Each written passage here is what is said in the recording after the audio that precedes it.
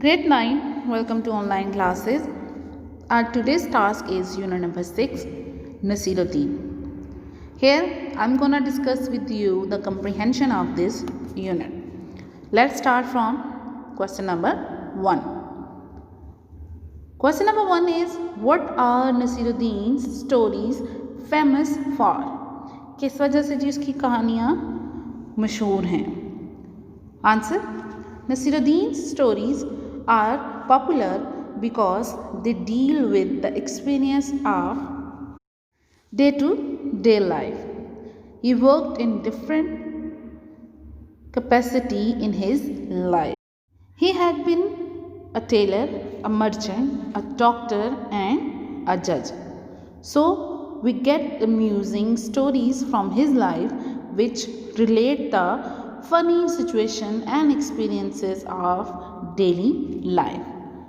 जी student, उसकी stories क्यों मशहूर हैं कि वो हमारे रोज़मर्रा से ली गई हैं, रोज़मर्रा के जो हमारे तजर्बात हैं हम उनसे ली गई हैं। उसमें अपनी स्टोरीज़ में वो टेलर भी रहा, टेलर मतलब दर्जी, मर्चेंट, ताजर, डॉक्टर और जज, वो डिफरेंट कैरेक्टर्स में लोगों को हंसाने की कोशिश करता है।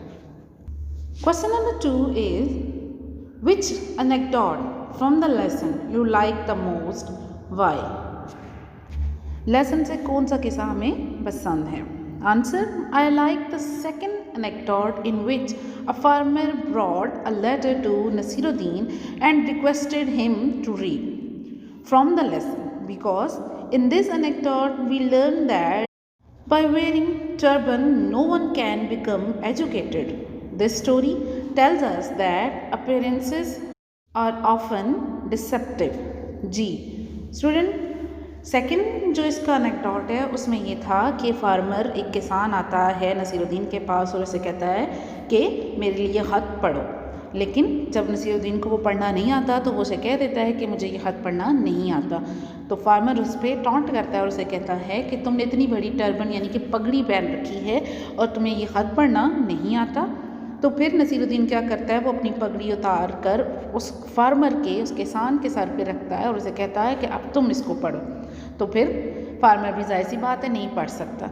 तो यहाँ पे हमें क्या पता चल रहा है कि जो इंसान की अपीयरेंस, जो उसका ज़ाहिरी हुलिया होता है, वो उसकी तालीम को रिप्रेजेंट नहीं कर रहा होता, उससे हमें ये नहीं पता चल रहा होता कि वो कितना पढ़ा लिखा है या क्या है। तो इस स्टोरी में भी ये चीज़ ही इस हाईलाइट किया गया है। यहाँ ये बताने की कोशिश की गई है कि जो अपीयरेंसेस होती हैं, जो हमारा ज़ाहिरी हुलिया होता है, वो धोखे पर मबनी हो सकता है, वो धोखा दे सकता है। Question number 3 is, explain the point of laughter in the last story. जो आखिरी कहानी है उसमें हंसने का क्या एक पॉइंट है? Answer: the point of laughter in the last story is that when the man asked Nasiruddin to borrow his donkey, he refused and said that he had already lent it out. As soon as he had spoken, the donkey brayed from backyard. The man got shocked and said, "I can hear the donkey in there." Nasiruddin closed the door and said, "A man who believes the words of a donkey in preference to my words does not deserve to be lent anything." जी student, इसमें point of laughter क्या है कि बजाय इसके कि नसीरुद्दीन अपने झूठ बोलने पर शर्मिंदा होता, बल्कि वो उसके ऊपर ही हो गया कि तुम मेरे अल्फाज पर एक डंकी के अल्फाज को बरतरी दे रहे हो, यानी कि उनको फोकियत दे रहे हो, उनको सुन रहे हो और मेरी बात को नज़रअंदाज कर रहे हो, उसको अहमियत नहीं दे रहे। इवन के यहाँ पे नसीरुद्दीन को शर्मिंदा होना चाहिए था कि उसका झूठ पकड़ा गया, लेकिन वो बजाय उस पे शर्मिंदा होने के उसने उसको एम्बैरेस्ड करने की कोशिश की। तो ये है point of laughter. Question number 4, how were the thieves treated by Nasiruddin. Nasiruddin के घर में जी चोर आते हैं तो उनके साथ उसने क्या सलूक किया? Nasiruddin treated thieves with great wit and intellect. When the thieves entered into the house, he hid himself in a cupboard. When thieves asked him why he hid himself in the cupboard, he said that he was hiding himself because he was ashamed that there was nothing worthy in his house to be stolen by the thieves. जी student, जब thieves चोर Nasiruddin के घर में आते हैं तो उनको वो एक अपनी अक्ल और जहानत से उनको डील करता है। वो क्या करता है, वो खुद तो कब्र में छुप जाता है और जब थीव सारा घर को सर्च करके उसके पास जब आते हैं, कब्र खोलते हैं तो अंदर से ये निकलता है। तो वो थीव उससे पूछते हैं कि तुम यहाँ क्यों छुपे हो? तो वो उसको ये जवाब देता है कि मैं यहाँ इसलिए छुपा हुआ हूँ कि मेरे पास मेरे घर में ऐसा कुछ भी नहीं है जो आप चोरी कर सकें, तो मैं शर्मिंदगी की वजह से यहाँ पे छुपा हुआ हूँ। Clear student? Question number 5, what was the explanation of Nasiruddin to the gardener? माली को नसीरुद्दीन क्या वजाहत देता है? Once Nasiruddin was plucking vegetables in any form. In the meanwhile, the gardener saw him and inquired what he was doing there. Nasiruddin replied, I was blown here by a wind. Gardener again asked, so who uprooted the vegetables? He replied, I caught hold of them to stop myself.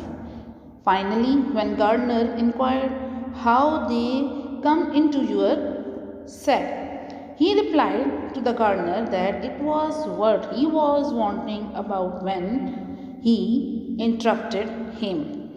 Ji student, ऐसे था कि जब नसीरुद्दीन किसी के बगीचे से सब्जियां चुरा रहा था, तो जब सब्जियां चुरा रहा था तो उसका माली आ गया। माली ने जब पूछा कि तुम यहाँ क्या कर रहे हो, तो उसने रिप्लाई किया कि मैं यहाँ पर हवा से उड़ कर आया हूँ। तो जब उसने कहा अगर तुम हवा से उड़ के आए हो तो ये जो सब्जियां जड़ों से निकली हुई हैं तो वो किधर से आ गई? तो कहता है कि मैं जब उड़ रहा था तो सब्जियों को मैंने खुद को रोकने के लिए पकड़ा था।